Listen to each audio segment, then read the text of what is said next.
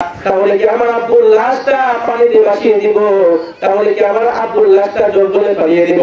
তাহলে কি আমার আব্বুর লাশটা মাটির মধ্যে পুঁতে ফেলবো? এই কথা বলার সঙ্গে সঙ্গে আল্লাহ ডাকতে বলে, বাবা তুমি কোনো চিন্তা করিও না, আমি তোমাদের সামনে এসে গেছি। আল্লাহ পাক রব্বুল আলামিন তোমার আব্বার লাশের জিম্মাদার আমাকে দিয়ে দিয়েছে। চিৎকার করে বলি না সুবহানাল্লাহ।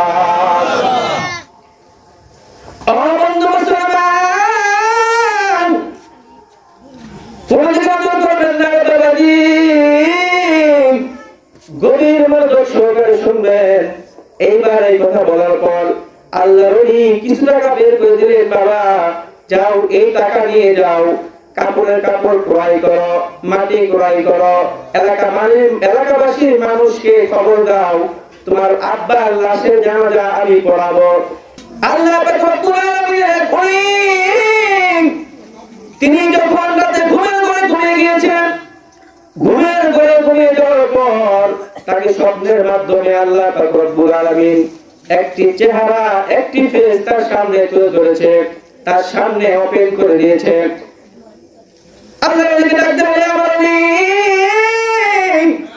তোমার সামনে যে চেহারাটা আমি ওপেন করলাম, এই চেহারার মানুষটাকে তুমি চেনো। সঙ্গে সঙ্গে আল্লাহ বলি ঘুমের ঘরে কথা বলতেছে আল্লাহর সাথে। তিনি বলতেছে এই লোকটাকে, এই মানুষটাকে তো আমি চিনি না। সঙ্গে সঙ্গে ডাকতে বলে, আমার এই চেহারাটা তোমার সামনে ওপেন করেছি, এই লোকটা গ্রামের মধ্যে, মহল্লার মধ্যে অনেক অবহেলিত মানুষ। এই লোকটা আমি আল্লাহকে অনেক ভালোবাসতো, তার কিছু কিছু আমল আমি আল্লাহর কাছে অনেক মতজনই হয়েছে। এই লোকটার নাম হলো আব্দুর রহমান। এই আব্দুর রহমান নামের লোকটা আজ থেকে একদিন আগে তিনি মারা গিয়েছেন। তার লাশের দাফন কাফন কোনো মানুষ করে নাই। এই লোকটা একদিন যাবত হলো মারা গিয়েছে। এই লোকটাকে কেউ এখনো গোসল করা নাই, কেউ এখনো তাকে কাপড়ের কাপড় পরিয়ে চার পাকাটির ভিতরে শোয়াই নাই। বন্ধু মুসলমান, এইবার যখন ওই আল্লাহর এই কথা শুনলো, শোনার পর যখন ঘুম ভাঙলো সকাল হওয়ার পর, এইবার আল্লাহর তিনি রাস্তায় রাস্তায় বের হয়ে গিয়েছে। এই আব্দুর রহমান নামের লোকটা কোথায় কোথায় কোথায় যাবো? প্রত্যেকটা এলাকায় এলাকায়, প্রত্যেকটা মহল্লায় মহল্লায় ঘুরে আরম্ভ করলো। কোথায় এই আব্দুর রহমান নামের লোকটাকে কেউ চিনে না, কোথায় গিয়ে খুঁজবে? আল্লাহর ওলি হয়রান হয়ে গেল। এইবার যখন তিনি আরেকটা গ্রাম বাকি আছে, ওই গ্রামের দিকে অগ্রসর হলো। ও বন্ধু মুসলমান, গভীর মনোযোগ দিয়ে শুনবেন না বাবাজি, কোনদিন নজর করবেন না। এইবার যখন আল্লাহর ওলি ওরতাজে হাঁটতে হাঁটতে যাইতেছিল, এমন অবস্থায় এক মুরব্বীর সাথে দেখা হয়ে যায়। মুরব্বীকে ডাকতে বলে, চাচা আপনি কি আব্দুর রহমান নামের কোন লোককে চিনেন নাকি? সঙ্গে সঙ্গে আল্লাহর মুরব্বী বান্দা ডাকতে বলে, ভাতিজা আমি এই আব্দুর রহমান নামের কোন লোককে তো চিনতাম না। আমি যখন রাস্তা দিয়ে হাঁটতেছিলাম, ইতিপূর্বে আমার চক্ষুটা একটু ওই জঙ্গলে দিয়ে গেল। আমি একটু কানের মধ্যে শুনতে পাইলাম কে যেন কান্না করতেছে। কান্নার আওয়াজ পাইয়া আমি সঙ্গে সঙ্গে ওইখানে চলে গেলাম। যাইয়া দেখি দুইটা বালক, ছোট্ট ছোট্ট দুইটা বালক বসে বসে কান্না করতেছে, তার সামনে একটা লাশ। আমি গিয়ে জিজ্ঞাসা করলাম, রে বাবারা তোমরা কান্না করো কি জন্য? তোমাদের সামনে যে লাশটা দেখা যায় এই লাশটাই বাকার। সঙ্গে সঙ্গে দুইটা বালক ডাকতে বলল, এই সামনে আমাদের সামনে যে লাশটা রয়েছে এই লাশটা হলো আমার আব্বা। বলে, তোমার আব্বা মারা গিয়েছে, এরকম করে এখানে বসে রয়েছে কেন? সঙ্গে সঙ্গে ওই দুইটা বালক ডাক দিয়ে বললো, আমার বাবা একদিন আগে মারা গিয়েছে। বলে, তোমার আব্বার নাম কি? বলে, আমার আব্বার নাম হলো আব্দুর রহমান। চিৎকার করে বলি সুবহানাল্লাহ।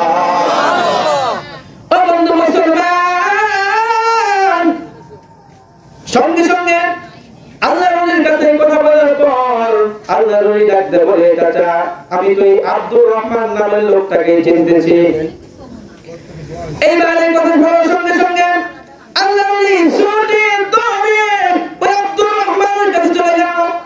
যাইয়া দেখে দুইটা ছোট ছোট বালক কান্না করতেছে আর বলতেছে, আমার আব্বা একদিন আগে হলো মারা গিয়েছে, এই পর্যন্ত কেউ আমার আব্বার কাছে আসলো না, আমার আব্বার লাশের তাকে ধোয়াইল না, আমার আব্বাকে মাটি দেওয়ার জন্য কবর করা হলো না, কাপড়ের কাপড় আনা হলো না, তাহলে কি আমার আব্বুর লাশটা পানিতে ভাসিয়ে দিব? তাহলে কি আমার আব্বুর লাশটা জঙ্গলে পালিয়ে দিব? তাহলে কি আমার আব্বুর লাশটা মাটির মধ্যে পুঁতে ফেলবো? এই কথা বলার সঙ্গে সঙ্গে আল্লাহ ডাকতে বলে, তুমি কোনো চিন্তা করিও না, আমি তোমাদের সামনে এসে গেছি। আল্লাহ পাক রব্বুল আলামিন তোমার আব্বার লাশের জিম্মাদার আমাকে দিয়ে দিয়েছে। চিৎকার করে বলি না সুবহানাল্লাহ। ও বন্ধু মুসলমান, তুমি যখন করবেন না বাবাজি, গভীর মনোযোগ সহকারে শুনবেন। এইবার এই কথা বলার পর আল্লাহর ওলি কিছু টাকা বের করে দিলেন, বাবা যাও এই টাকা নিয়ে যাও, কাপড়ের কাপড় ক্রয় করো, মাটি ক্রয় করো, এলাকাবাসীর মানুষকে খবর দাও, তোমার আব্বার লাশের জানাজা আমি পড়াবো। এইবার সঙ্গে সঙ্গে দুইটা বালক কাপড়ের কাপড় ক্রয় করলো, মাটি ক্রয় করলো, এলাকাবাসীর প্রত্যেকটা মানুষকে খবর দিল। মানুষের খবর দেওয়ার পর এমন অবস্থায় যখন সকল মানুষ এসে গিয়েছে, ওই আব্দুর রহমানের লাশটাকে সুন্দর করে গোসল করাইয়া, আব্দুর রহমানের জন্য কাপড়ের কাপড় আনিয়া, এইবার যখন তাকে গোসল করে সুন্দর করিয়া জানাজা পড়াবে বাবা, জানাজা পড়িয়া আব্দুর রহমানকে নিয়ে যখন আল্লাহর ওলি কবরের মধ্যে নামবে, নামার পর আল্লাহর ওলি বলে, আমি যখন আব্দুর রহমানের লাশটা নিয়ে কবরের মধ্যে নামলাম, নামার সঙ্গে সঙ্গে জান্নাতি একটা সুঘ্রাণ আমার নাকের ভিতরে পাচ্ছি। চিৎকার করে বলি সুবহানাল্লাহ। ও বন্ধু মুসলমান, এইবার আল্লাহর ওলি তিনি কোনো কথা বললেন না, সুন্দর করে তাকে কবরের ভিতরে শোয়াইয়া মাটি দিয়া দাপন কাপন কমপ্লিট করিয়া কবর থেকে উঠে এসে সব কাজ যখন শেষ হয়ে গেল, ওই দুইটা বালককে রাত বলে, বালক তোমার আব্বা পৃথিবীর জমিনে কি এমন আমল করেছে যার কারণে তোমার আব্বার কবরের মধ্যে আমি নামার সঙ্গে সঙ্গে জান্নাতি ফ্লেভার আমার নাকে চলে আসলো। সঙ্গে সঙ্গে দুইটা বালক ডাকতে বলল, এ হুজুর, আমার আব্বা পৃথিবীর জমিনে কি এমন আমল করতে আমাদের জানা নাই, তবে আমার আম্মু বলতে পারে কি এমন আমল আমার আব্বা পৃথিবীর জমিনে করেছে। সঙ্গে সঙ্গে ওই আল্লাহর ওলি ওই দুইটা সন্তানকে নিয়ে যখন আব্দুর রহমানের বাড়ি চলে গেল, আব্দুর রহমানের বাড়িতে যাইয়া যখন আব্দুর রহমানের স্ত্রীকে জিজ্ঞাসা করা হলো, এ আল্লাহর বান্দি আব্দুর রহমানের স্ত্রী, তোমার স্বামী পৃথিবীর জমিনে কি এমন আমল করেছে যার কারণে আল্লাহ পাক রব্বুল আলামিন তোমার স্বামী কবরের মধ্যে জান্নাতি ফ্লেভার দিয়েছে, জান্নাতি সুঘ্রাণ দিয়েছে, কি এমন আমল করেছে? সঙ্গে সঙ্গে আল্লাহর বান্দি ডাকতে বলল, এ হুজুর, হুজুর আমার স্বামী পৃথিবীর জমিনে তেমন বড় কোনো আমল করে নাই, তবে আমি জানি একটা আমল তিনি করেছেন। বলে কি আমল করেছে? আমার স্বামী প্রত্যেকদিন মানুষের বাড়িতে কর্ম করত, মানুষের বাড়িতে কাজ করে টাকা পয়সা রোজগার করে দিন আনতে দিন খাইতো। আমার স্বামী সন্ধ্যা হওয়ার সঙ্গে সঙ্গে কাজকর্ম সব ফালাইয়া দিয়া সুন্দর করে গোসল করিয়া সুন্দর করে ওজু করিয়া আমার বাড়ির নামাজটা পড়তো, নামাজটা আদায় করিয়া আমার তাকের উপর একটা কিতাব আছে, সেই কিতাবের নাম হলো আল কোরআন। চিৎকার করে সুবহানাল্লাহ। আমার স্বামী ওই আল কোরআনটা তার হাত দিয়ে সুন্দর করে পড়তো, পারিয়া সুন্দর করে পৃষ্ঠাটা খুলতো, কোরআনটা খুলে খুলে।